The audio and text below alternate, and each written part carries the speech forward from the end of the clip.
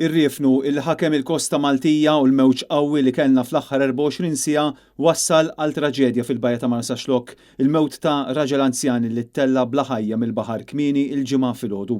Dan wara li l-jott li kien jgħix fuqu spiċċat kaxkar mill-mewġ sal-breakwater.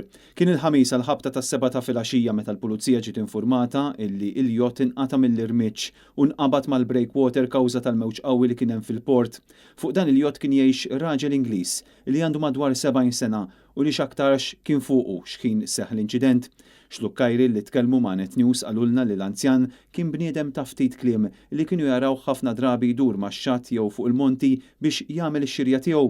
Oħrajn qalulna li kienu jagħtuh daqqatit biex itella x-xirja fuq il-jott illi kien jużah bħala id-dar tiegħu. Fi stqarrija l-pulizija qalu biss li f'dan il-punt għadhom qed jinvestigaw jekk hemm x'rabta bejn il-każ tal-jott u l-katavru li tella l-ħabta tas-6 ta' filgħodu mill-inħawi ta' Dellimara.